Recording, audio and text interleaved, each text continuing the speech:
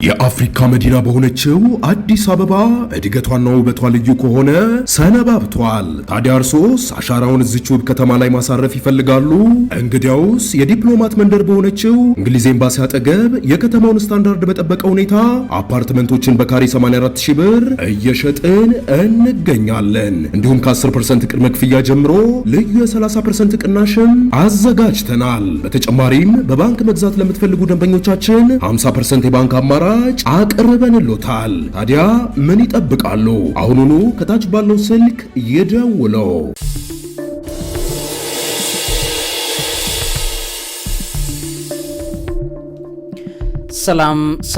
ሰላምና ጤናን ፍቅርን በረከትን ያድርልኝ። ክብራትና ክብራን የሣድስ ቤተሰቦቼ በድጋሚ ተገናኝተናል።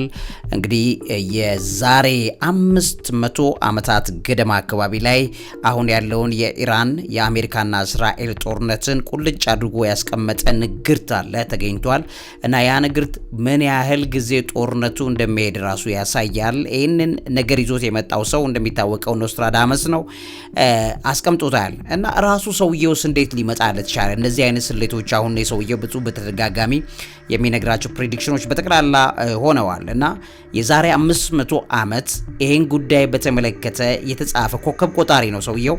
ይሄንን የምዕራባውያንን አጀንዳ በዚህ ደረጃ ላይ ቁጭ አድርጎት ያስቀመጠው ነገር አሁን 2026 ላይ ይሄ ጦርነት እንደሚነሳና የሚወስደውንም ወራት ጨምሮ ዓመትም ይሁን ቁጭ አድርጎታል እና ረጅም ጊዜ እንደሚወስድ በትክክል ይታወቃል። ከነግዚያቶቹ አስቀምጦታል። ስለዚህ እንዴት ሊመጣ እንደቻለ በዚህ ፕሮግራሜ ላይ በደንብ አድርጌ ያሳያችኋለሁ። እንግዲህ በጣም የሚገርሙን መንፈሳዊ ነገሮች ናቸው እንደዚህ አይነት ነገሮችና ከአእምሮ በላይ ስለሆኑ እነዚህን ክሊር አድርጌ ያሳያችኋለሁ። ሌላኛው ደግሞ በተለይ የአስደናቂ ነገር ነው። ይሄ በእውነት ለመናገር የሴት ሊቀ ጳጳስ ለመጀመሪያ ጊዜ በዓለማችን ታሪክ ተሹማለች እና በጣም ነው የሚገርመው ጉዳዩ። እንግዲህ በሴት ሊቀ ጳጳስ በዓለማችን ታሪክ እንግዲህ ሰምተን አናቅም። የመጀመሪያዋ ሴት ሊቀ ጳጳስ ሆና ሳራ ሙላሊ ትባላለች።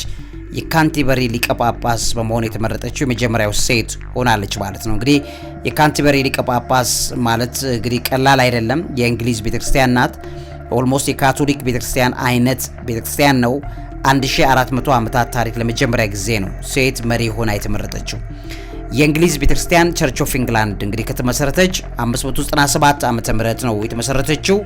105 ወንድ ሊቀ ጳጳሳት ብቻ ነው የነበሯት።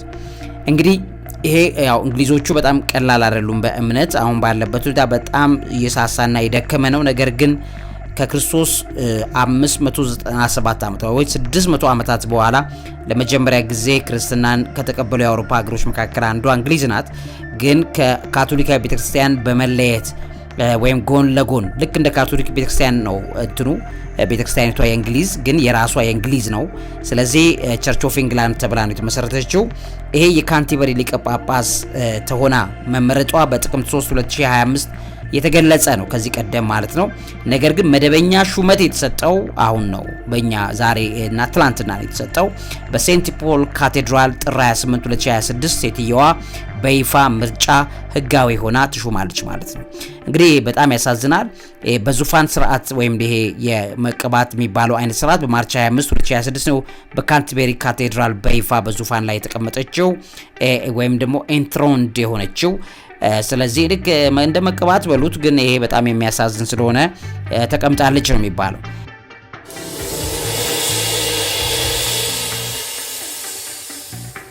በዓለም ያሉ 85 ሚሊዮን የእንግሊዝ ምዕመናን መንፈሳዊ መሪ በመሆን ነው የተሾመችው። በ106ኛዋ ሊቀ ጳጳስ ሆናለች ማለት ነው። ሳራ ሙላሊ የካንተርበሪ 106ኛዋ ሊቀ ጳጳስ ሆናለች።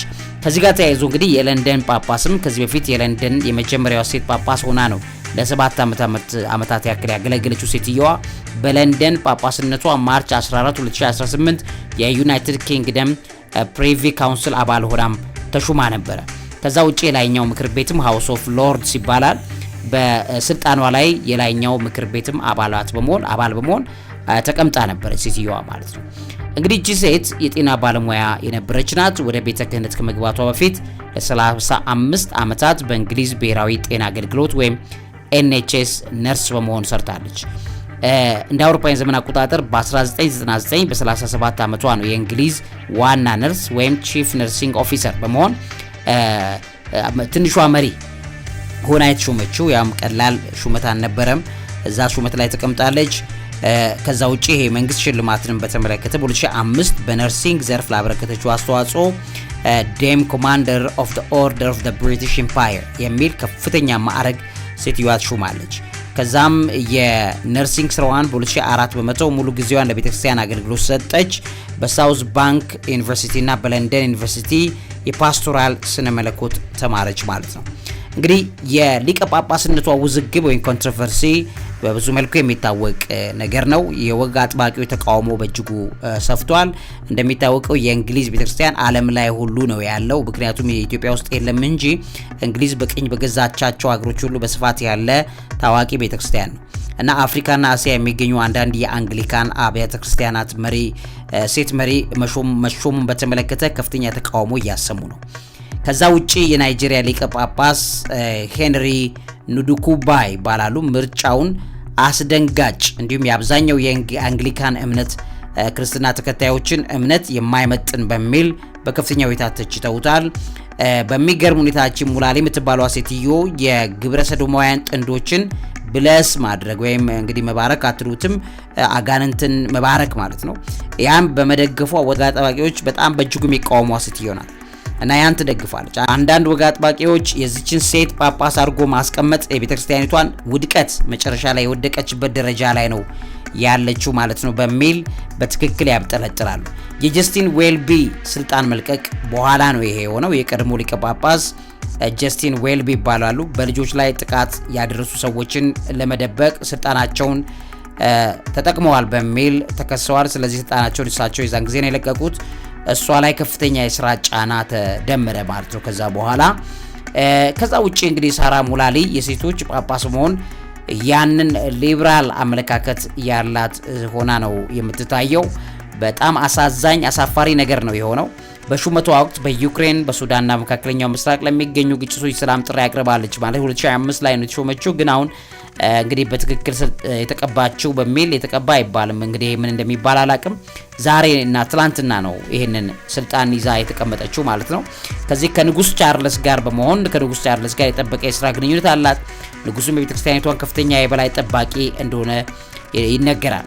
ከዚህ ጋር ውጭ እንግዲህ በኬንያ ያሉ አንዳንድ ሴት ጳጳሳት የሳራ ሙላኒ መመረጥ በቤተክርስቲያኒቷ ውስጥ ፍትህ እንደሚሰፍን ተስፋ እናደርጋለን በሚል እየተናገሩ ይገኛሉ። እንግዲህ እቺ ሴትዮ የትውልድ ቦታዋ በ1962 በዎኪንግ የሚባል አካባቢ ነው የተወለደችው። በእንግሊዝ ኢሞን ወይም ደግሞ ኤሞን የሚል ኤሞን ከሚባል አይሪሽ አይቲ ባለሙያ ጋር ትዳር መስርታለች። 2 ልጆችም አሏት። ከዛ ውጭ እንግዲህ ምግብ ማብሰል፣ መራመድ፣ ሸክላ መስራት እንደምትወድ ትናገራለች። ማንበብ መጻፍን በተመለከተ ችግር እንዳለባት በግልጽ ትናገራለች። የ16 ዓመት ልጅ እያለች ነው የክርስትና እምነት ተከታይ የሆነችው ማለት ነው ሴትዮዋ። እንግዲህ አሁን የመጨረሻዋ ዘመን ቤተክርስቲያን ምን ያህል ውድቀት ላይ እንዳለች የምታዩት ከዚህ አንጻር ነው። ሴት ሊቀ ጳጳስ ለመጀመሪያ ጊዜ መሾሙ በጣም የሚያሳዝን እንደሆነ ታያላችሁ። እንግሊዝ ከካቶሊክ ቤተክርስቲያን የተገነጠለ የእንግሊዝ ቤተክርስቲያን ነው ያለው። ተመሳሳይ ነው። ልክ ካቶሊክ በሮም መቀመጫው እንደሚያደርግ ሁሉ የዚህም የእንግሊዞቹ መቀመጫ አድርጎ ዓለም ላይ ያሉትን ሁሉ በእንግሊዝ ስር ወይም በእንግሊዝ ቅኝ ግዛት ስር የነበሩትን አብያተ ክርስቲያናት የሚያስተዳድር ፕላትፎርም እንደሆነ ታያላችሁ ማለት ነው። በጣም አሳዛኝ ዜና ሰምተናል። እንግዲህ ወደ መጨረሻው መረጃ ይዣችሁ ሊሄድ የኢራን ጦርነትን በተመለከተ የዛሬ 500 ዓመታት ገደማ የተነገረው ይሄ የኮከብ ቆጣሪ ንግርት ምንድነው? የኖስትራዳመስ የሚባለው ሰውዬ በተደጋጋሚ የተናገራቸው ነገሮች በትክክል ሆነዋልና ምን ማለት ነው? እንዴት ሊሆን ይችላል የሚለውን ነገር ደግሞ መጥቼ ላሳያችሁ። ለዚህ አእምሮ ምግብ አዘጋጅና አቅራቢ መምህርና ጋዜጠኛ ዐቢይ ይልማ።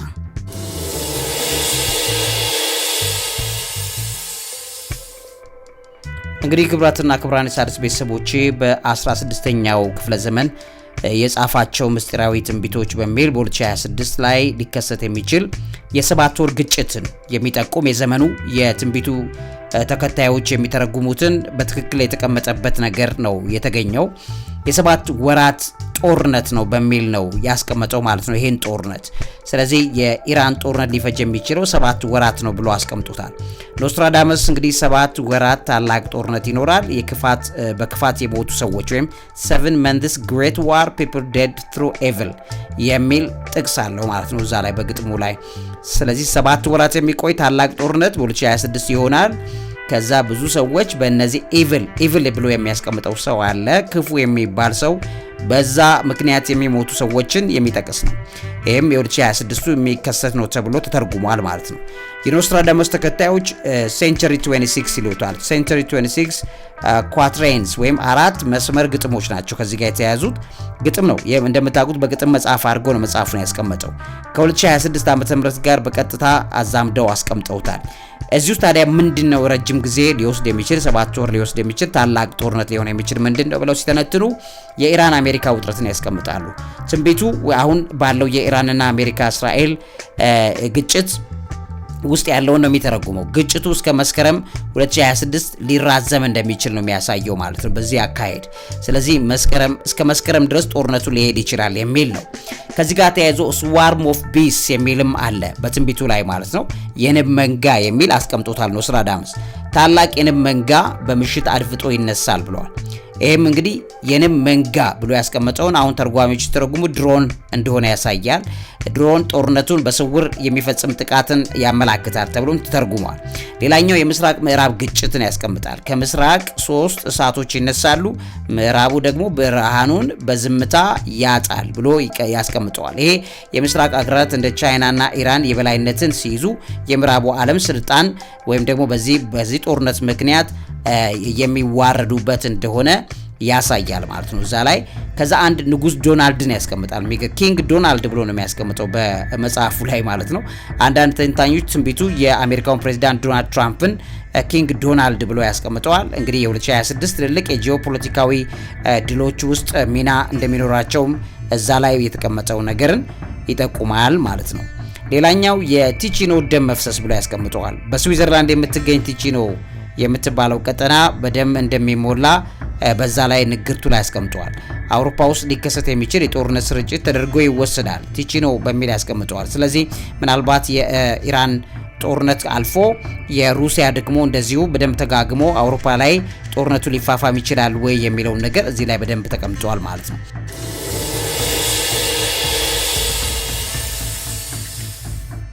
ሌላኛው እዚህ ካስቀመጠው መካከል አንደኛው የባህር ላይ የሚደረግ የሞት ጦርነት ብሎ ያስቀምጠዋል። በ7 መርከቦች ዙሪያ ፎይስቶች እና ጋሊዎች ብሎ ያስቀምጠዋል። የባህር ኃይሎች ብሎ ነው የሚያስቀምጠው፣ በዚህ ውስጥ ይጠቅሳል። ስለዚህ እዚህ ላይ በደቡብ ቻይና ባህር ላይ የሚከሰት ከፍተኛ የባህር ኃይል ግጭት ሊኖር ይችላል ከዚህ ጋርም ተያይዞ ተብሎ እየተነገረ ይገኛል። እንግዲህ እንደሚታወቀው በ2025ም ኖስትራዳመስ ተከታዮቹ 2025 ትንቢቶች የሩሲያና ዩክሬን ጦርነትን ማብቃት፣ የአስትሮይድ ምድር መምታት ላይ የተነገሩ ነገሮች እንዳሉ ይታያል። በ2025 ምናልባትም ትንቢት የተደረገበት ጦርነቱ ሊያበቃ ይችል ይሆናል ብለው ተናግረው ነበረ፣ ግን ያ አልሆነም። ነገር ግን በ2026 ትኩረታቸውን አዙረው በደንብ አድርገው ተከታዮቹ እያወሩ ይገኛሉ። ይሄ ኖስትራዳመስ እንግዲህ 942 ግጥሞችን የያዘ ሌስ ፕሮፌቴስ የተባለ መጽሐፍ አለው። በ1555 ነው የታተመው። ይሄ እንግዲህ የኖስትራዳመስ ትንቢቶች ብዙውን ጊዜ በብሉይ ኪዳን ቁጣን እና የእሱን የግል ሕይወት አሳዛኝ ሁኔታዎችን በቸነፈር ነው ቤተሰቡን ያጣው እና ያንን አያይዘው ይተረጉሙለታል።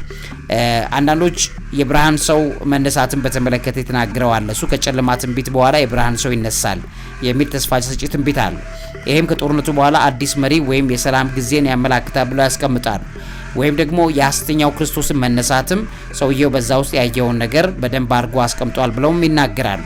እንግዲህ ይሄ እንግዲህ ከዛ ጋር ተያይዞ እኔ የሰላም ሰው ነኝ ብሎ ራሱን አጭበርባሪ የብርሃን ሰው አድርጎ የሚነሳው አካል እንግዲህ ከዛሬ 500 ዓመታት በፊት አስቀድሞ በዚህ ሰው ላይ እንደ ትንቢት አድርጎ አስቀምጦታል ወይ ብለውም የሚናገሩ ሰዎች አሉ።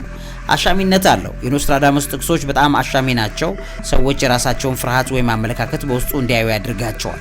ከዛ ውጪ የታሪክ ተመራማሪዎችን አመለካከት አለበት እዚህ ውስጥ ቤቱ እሱ የጻፋቸው ትንቢት ክስተቱ ከተከሰተ በኋላ ሬትሮአክቲቭ አድርገው የሚተረጉሙ እንጂ የሚተረጉሙት በዛ ነው እንጂ ቀድመው የሚያመላክቱም ላይሆኑ የሚችሉ ትንቢቶችም አሉበት ተብሎም ይነገራል። ለምሳሌ 2026 የፀሐይ ግርዶሽን አስቀምጧል።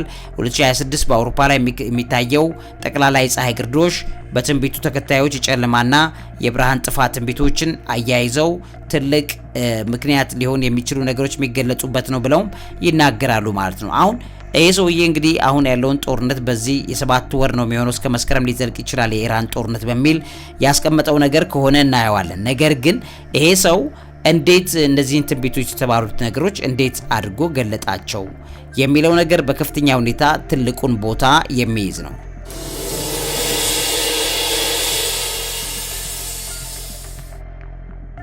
እንግዲህ ወደ ቤተሰቦቼ ኖስትራዳመስ የሚባለው ሰውዬ በ16ኛው ክፍለ ዘመን የነበረ ፈረንሳዊ የሕክምና ዶክተር ነው። አስትሮሎጂስት ወይም ኮከብ ቆጣሪም ነው።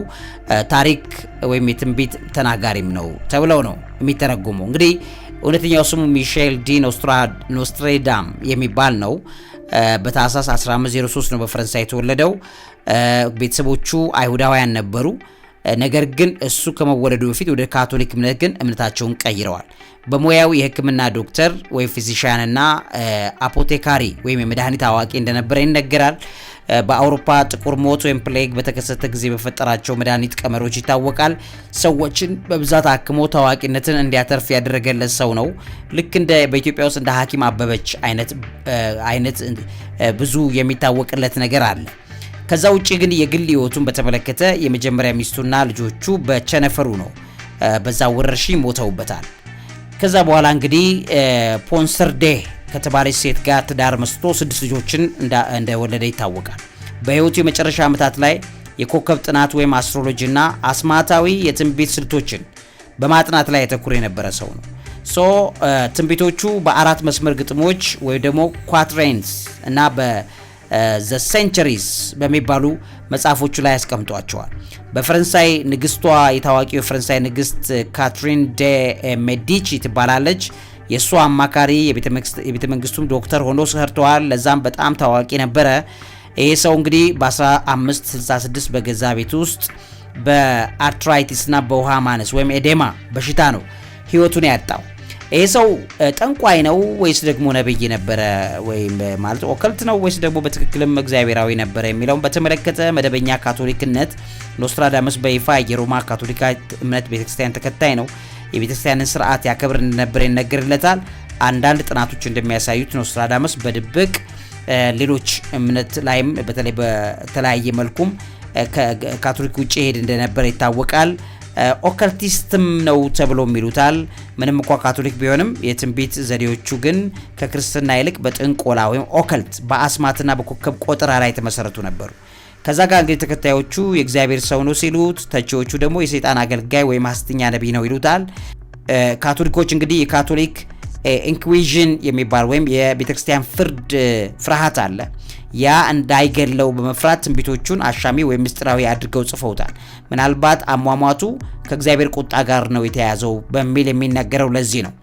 እንግዲህ አሻሚ አጻጻፎችን የሚከተል ነው። ትንቢቶቹ በጣም አሻሚ ናቸው። ክስተቶቹ ከተከሰቱ በኋላ ከትክክለኞቹ ጋር ለማዛመድ ቀላል ይሆናሉ ማለት ነው። ትንቢቶቹ በፈረንሳይ፣ የላቲን፣ የግሪክና የጣሊያን ቃላትን በመቀላቀል ጽፈዋል።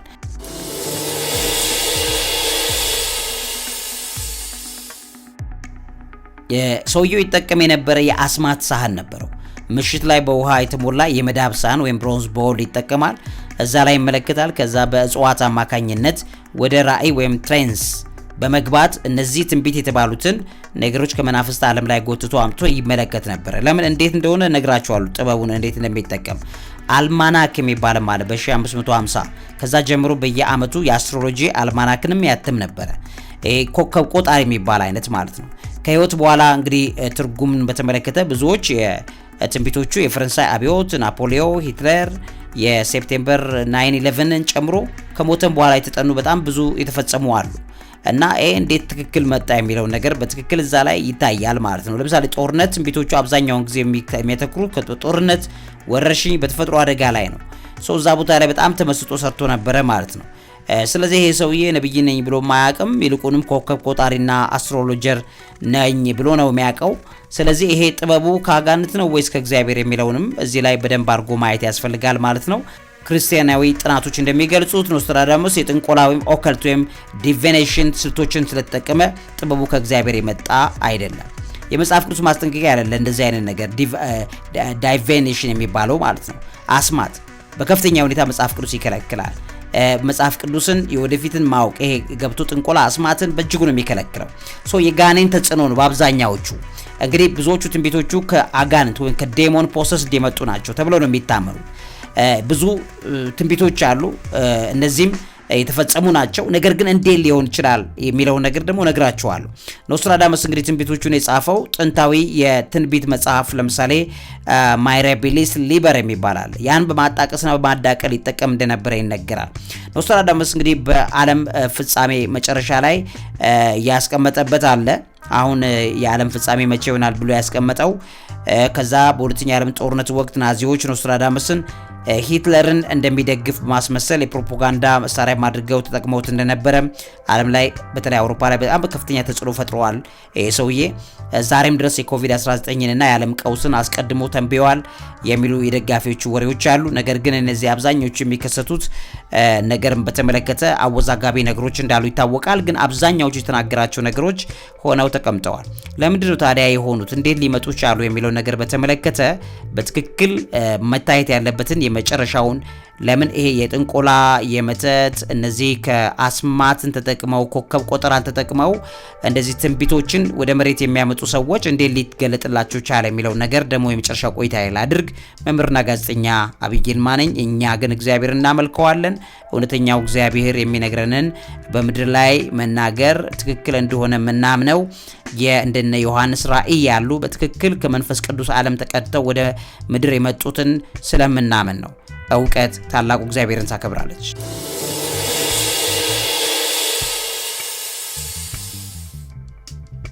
እንግዲህ ክቡራትና ክቡራን የሣድስ ቤተሰቦቼ እንደዚህ በጥንቆላና በአስማት በተለይ ከኮከብ ቆጠራ እንዴት ነው ወደ መሬት የሚያወርዱት የሚለው ነገር በአጭሩ ላስረዳችሁ። እንግዲህ በመንፈስ ዓለም ላይ ይሄ አሁን የሚሆነው ሁሉ አሁን እኛ ዘመን ቆጥሮ አመታት የሚቆጠረው ወቅቶች የሚቆጠሩት 500 600 600 አመት ብለን የምንለው መሬት ላይ ያለውን ፊዚኩን ዓለም ነው። በመሬት ላይ ያለውን ዓለም ነው። ይሄ ዘመን የሚቆጠርለት ዓለም ነው። በመንፈስ ዓለም ከጨለማውም ይሁን በብርሃኑ ዓለም ዘመን የለውም ወይም ጊዜ አይቆጠርም። በመንፈስ ላይ የሚታየው ነገር አሁን ጊዜውን ጠብቆ ይገለጣል እንጂ በመንፈስ ዓለም ላይ በቃ አለ ማለት ነው። ለምሳሌ አንድ ሰው የዛሬ 4 ዓመት የመኪና አደጋ እንደሚገጥመው በመንፈስ ዓለም ላይ አሁን ይታያል ማለትም ሰውየው መኪና አደጋ በህይወቱ ላይ የሚያጋጥመው ሰው እንደሆነ ያውቀዋል። በመንፈስ ዓለም ላይ በጥንቆላውም ይሁን ከእግዚአብሔር ዓለም የተቀዳውን ይሄንን አይተው ነው የሚናገሩት። በነቢያትም በእግዚአብሔር ነቢያትም እንደገናም ደግሞ በጥልቁ መንፈስ። የጥልቁ መንፈስ ግን እነዚህ ነገሮች ማየት የሚችለው በተከፈተ በር ሲያገኝ ብቻ ነው። ለምሳሌ ያንቺን ወይም ያንተን እጣ ፈንታ ጠንቋዩ ማየት የሚችለው እጣ ፈንታህን በሩን ክፍት ያደረክ ጊዜ የበሩን ቁልፍ የሚቆጣጠር አምላክ ክርስቶስ ካንተ በራቀ ሰዓት ወይም አንተ አልፈልግም ብለህ ከእግዚአብሔር ህይወትን ነጥለ ባለበት ሰዓት ያንተ የዛሬ 4 ዓመት ገንዘብም እንደምታገኝ ወይ መኪና አደጋ እንደሚገጥምሽም የሚታየውን ጠንቋዩ አይቶ ይነግርሻል ማለት ነው። ምክንያቱም በመንፈስ ዓለም ላይ አሁን ነው። በመንፈስ ዓለም ላይ አሁን ነው፣ ግን የሚገለጠው 4 ዓመት ጠብቆ ነው። ከዚህ በኋላ 4 ዓመት ጠብቆ ያ ነገር ይገለጣል። ገንዘቡም ሊመጣ ይችላል፣ ወይም ደግሞ ምኑ ሊመጣ ይችላል፣ መኪና አደጋውም ሊመጣ ይችላል። ስለዚህ ያ የተነገረሽ ዋነኛው ምክንያት በመንፈስ ዓለም እርኩሶ ዓለም የሚነግርሽ ነገር አለ። በእግዚአብሔር ዓለም ግን ያ የእግዚአብሔር ሰው በጸሎት አይቶ በህልም አይቶ ይሄ ነገር አደጋ አለው ብሎ የሚነግርሽ እግዚአብሔር አንቺን ሊያድን ስለፈለገ ነው። ክርስቶስ አንቺን ማዳን ስለፈለገ ነው። ጠንቋዩ ደግሞ የሚነግርህ እንድትሰግድለትና እኔ ነኝ ይሄን ነገር የነገርኩ ብሎ ለመተብተብ ነው። ስለዚህ አንተ ይሄን ነገር ነግሮኛል ጠንቋዩ ብለህ በየጊዜ ይርክ ትቀልባለህ። ነገር ግን ያንተን እጣ ፈንታ አንብቦ ነው የነገረህ። እጣ ፈንታህን ደግሞ ወደ አደጋ እንዳይቀየር የሚከለክልልህ የክርስቶስ ደም አለ። እሱን ስላላመንከው በዛ አሳልፎ ሰጥቶ ዲያብሎስ በጠንቋዩ አማካኝነት አድርጎ ህይወትን ተብትቦ ይዝብሃል ወይ ይዝብሻል። ስለዚህ ማድረግ የሚገባው ምንድነው? እግዚአብሔር በህልምም በራእይም አደጋ የዛሬ 4 ዓመት እንደሚመጣ አስቀድሞ ሊነግር ስለሚችል በህልም ከእግዚአብሔር ጋር በእውነትም ከእግዚአብሔር ጋር ተጣብቀ መኖር ከክርስቶስ ደም ጋር ተጣብቀሽ መኖር ይመከራል ማለት ነው። እሺ ወደ ዓለም እንምጣ። ዓለም ላይ ደግሞ የዛሬ 500 ዓመት ይሄ ጠንቋይ ሰውዬ ከ500 ዓመት በኋላ በ2026 ጦርነት እንደሚሆን ጊዜው ሲገለጥ ጦርነት እንደሚሆን ጊዜውን ቆጥሮ እሱ ይነግራል፣ ኮከብ ቆጣሪ ስለሆነ። ምክንያቱም የኮከቦች ባህሪ እግዚአብሔር ያስቀመጠው ሲስተም አለ። ያን ለጥንቆላ ይጠቀሙታል። እሱን ሌላ ጊዜ ነግራቸዋለሁ። አሁን ግን የዛሬ 500 ዓመት በ1550ዎቹ አካባቢ ላይ ይሄ ሰውዬ ያየውን አየ።